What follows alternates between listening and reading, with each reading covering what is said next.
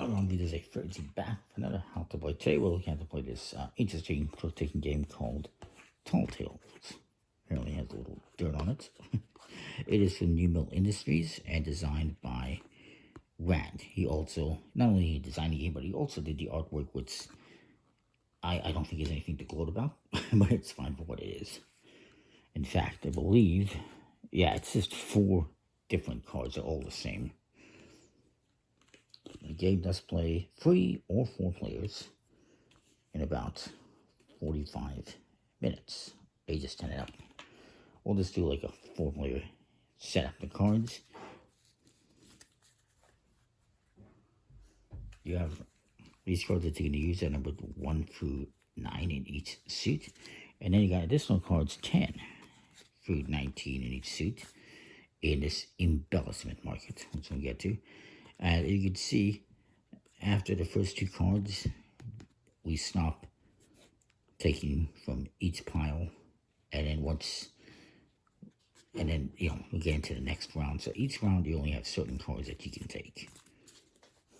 Now the whole idea of this thing is everyone is a storyteller. That's just what we are. We tell stories, but you're also always embellishing stories and changing things up and making them bigger than they maybe were, telling tall tales.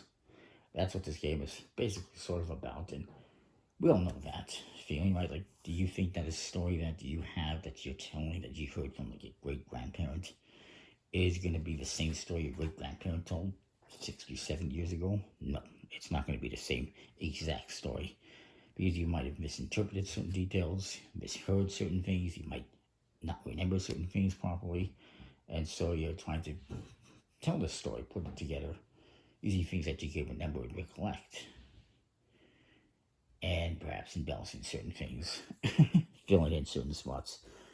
Anyways, so each player is going to get some cards dealt to them, this entire deck.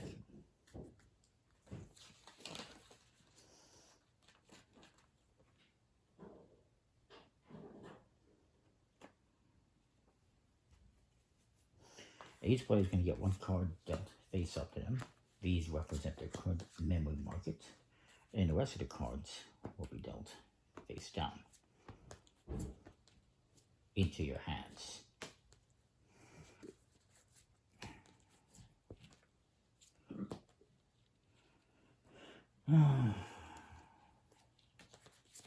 So that is 8 cards each. So one person will start off, will lead,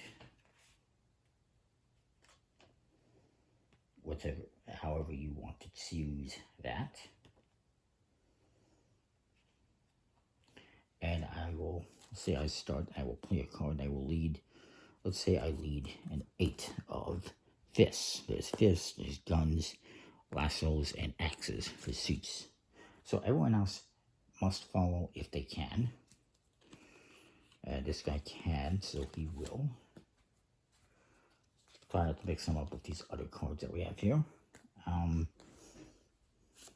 Ready to play that. And this guy will play this 7. Whoever played the highest card of the suit led wins. You can actually rank them. So this would be the highest, second highest, third, and the lowest. I, as the highest card, would get to choose one of these 4 cards from the memory market. So maybe I choose this 3. And I'm going to put it face down next to me. I'm getting mixed up as to whose cards are who. This person who played second highest then gets to choose a card. Maybe they choose this 6. Then this person, maybe they just choose their own 7. Or sorry, this person will get to choose, maybe they choose a 7. Whoever played the lowest card gets to take one of these cards from the embellishment market. And they're going to take this one and add it. This other card gets discarded. So now these cards that were just played become the new memory market. These are, let me just see how they put it here. these are details of the story. Now, this card that was removed is considered details of the story that nobody wants to retell and are forgotten forever. So it's forgotten, that distant story. These are stories that may be remembered for tomorrow. And these are embellished stories. And so you're going to continue playing. Once I get to lead another card. Maybe I lead a green 9. And this guy's going to play, let's say he plays a 1. This guy cannot follow. So if you cannot follow, you just play something else. So you're just going to play whatever. And then this guy's going to play. And same thing. If you cannot follow, you just play something else. So maybe they play whatever. So this is a good example for ranking. I play the highest card, so I'd be ranked the highest. This guy follows, so he'd be second highest. Then you'd go by who played in turn order, I do believe. Bear with me a second.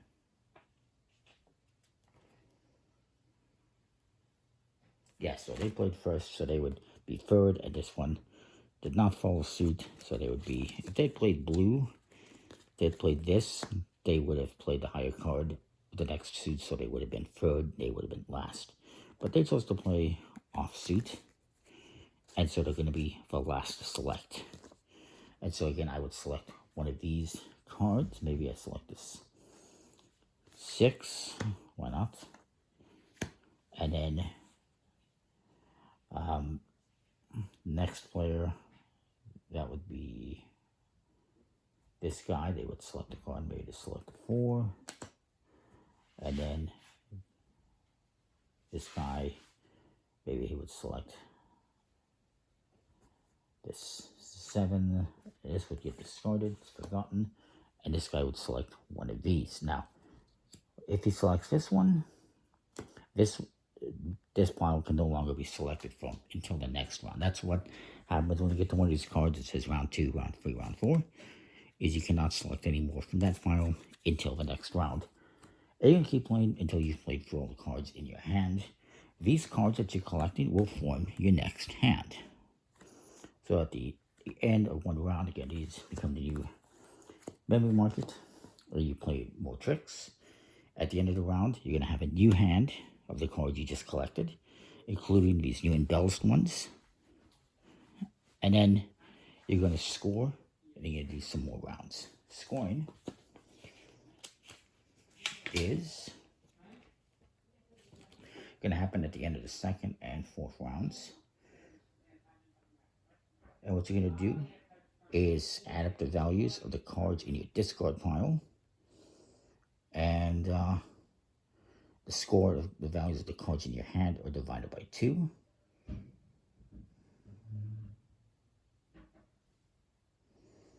And you can even have a score of like half, 37.5, for example, is a score.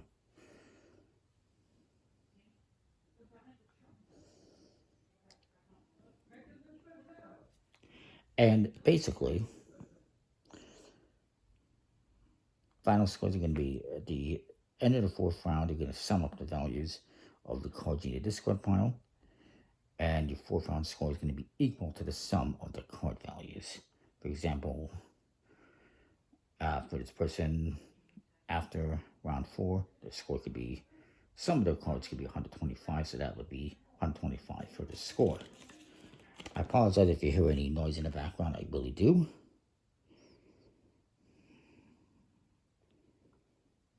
So yeah, at the end of the second round, you're going to add up the values of the cards in your discard pile.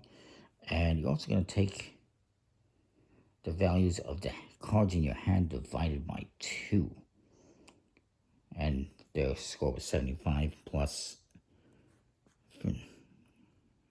I guess it was divided in half to 37.5. In the second round, it was that final scores are achieved by adding their scores from round 2 and round 4. So, one thing to note is you want to try to get cards that will help you score points to win in the second trick and then in the fourth trick. So, it's an interesting game, for sure.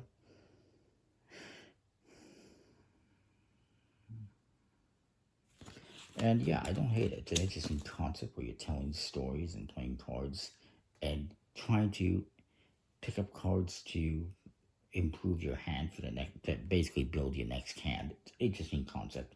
Cards are decent quality, just a plastic coated finish. And that is that. I like it. It's Tall Tales. Comment, like, subscribe, and know what you think. We'll see you next time. Thanks for watching.